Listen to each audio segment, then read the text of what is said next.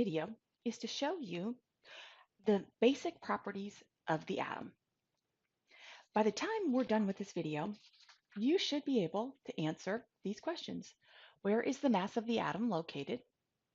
What identifies the atom? And then you should be able to come up with the masses of the protons, neutrons, and electrons, comparing them to each other, the locations, and the charges of all of the subatomic, remember sub means under, so under the atom particles, the smaller than the atom particles. What we're going to do first is model an atom, and we are going to model one atom of lithium. So this is like the box that is on the periodic table to show you the properties of lithium that we must know in order to be able to model it.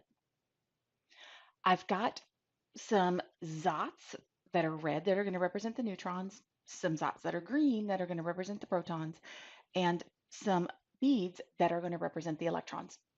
If you keep that visual in mind, it'll help you to identify the sizes of the subatomic particles. Obviously, since these are made of the same things, their masses are going to be very, very similar. The neutron is slightly heavier, but they are considered to be equal in mass. So they're represented just by different colors, but of exactly the same thing. To note that they are equal in mass. And if you look at the little bitty electrons over here, they are significantly smaller. And again, that represents something in that the electrons are so small, they do not count in the mass of the atom. So we're going to look at how to model one atom of lithium. And in order to model anything, we have to be able to look at the periodic table. So this is the square of lithium. And the very first thing that I want to do when I'm going to model an atom is I'm going to write down my ape man. We're going to start with ape. So what we need to know is that the atomic number is equal to the number of protons. So our atomic number for lithium is 3, and I got that right off of the periodic table. That's just straight off the square. So the atomic number is 3, so that means I need 3 protons, and the protons are going to go into the nucleus. So I need 3 of them. Now we're going to skip neutrons for a second because that's man down here. My protons are going to equal my electrons. Now, the atomic number equals the number of protons. The atomic number does not represent the number of electrons. Even though protons and electrons are equal to each other, the actual definition of atomic number is the number of protons an atom contains. The reason why is the number of protons determines what the atom is. So if I suddenly change my number of protons to 2, I no longer have lithium because my atomic number has changed to 2. The atomic number 2 is helium. So if I pull out one of my protons, all of a sudden I now have helium instead of having lithium. Okay, so proton back, now we got lithium. So we're going to, number of electrons is going to be equal to the number of protons. So that means I'm going to have 3 electrons. Electrons arrange themselves 2 in the electron cloud, but 2 in the first shell. That's the maximum number you can have. And then I only have 3 electrons, so I can put my 1 in the second shell. Now also, if I needed to put more in my second shell, if I had more than 3 electrons, I could do it because the second shell holds 8. You cannot proceed to the third shell until you have filled the second shell. So I've modeled my electrons, and you'll notice I have this one little electron out here. That's my valence electron. I've got 1 valence electron for lithium. And now I'm going to figure out my neutrons. So to figure out my neutrons, what I have to do is take my mass number and I subtract my atomic number, and that gives me neutrons. The mass number is actually the atomic mass, but we can't use 6.94. We have to round it. So the mass number of any atom is equal to the atomic mass rounded. And you just use traditional rounding methods. rounding to the nearest whole number. So 6.94 is going to round to 7. So if I take that and I put my 7 right there, that's my mass number. So that is actually equal to my neutrons plus my protons. So my mass number is my protons and my neutrons added together.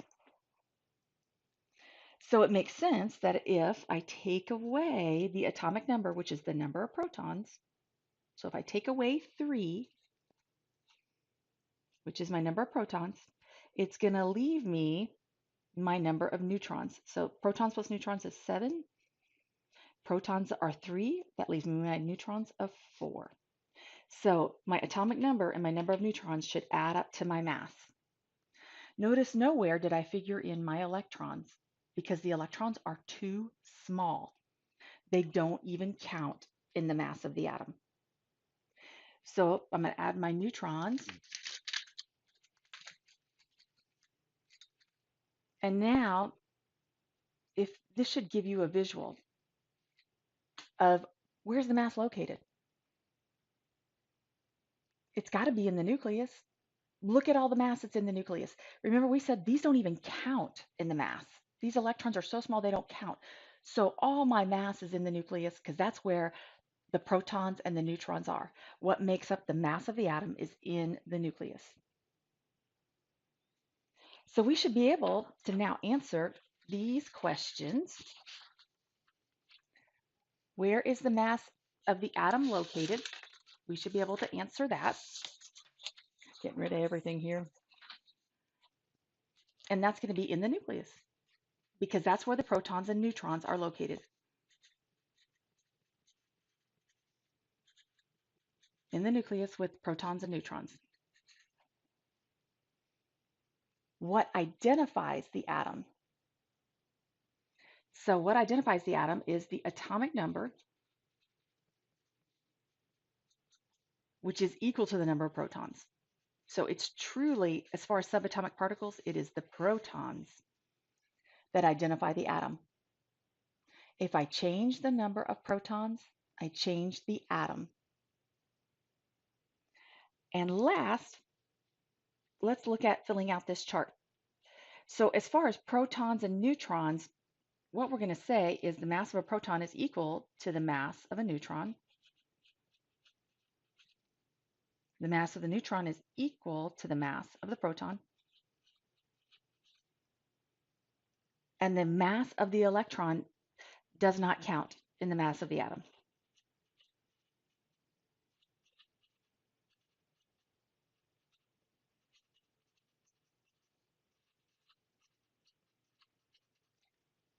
The actual fraction value is 1/1836 of a proton or a neutron. 1/1836. It's kind of hard to read, but so tiny, tiny, tiny mass compared to the protons and the neutrons. Location, protons are going to be in the nucleus. Neutrons are in the nucleus. And electrons are going to be in the electron cloud. And when we drew those rings, we were actually drawing, they are located in the energy levels in the electron cloud. Okay, on to charge. The charge of a proton is positive. Charge of a neutron, it looks like neutral. I mean, it looks like negative because it starts with an N, but look at the word. It looks like neutral. So 0 charge, or if you spell neutral, you spell it just like neutron. And then electron, these are your negative.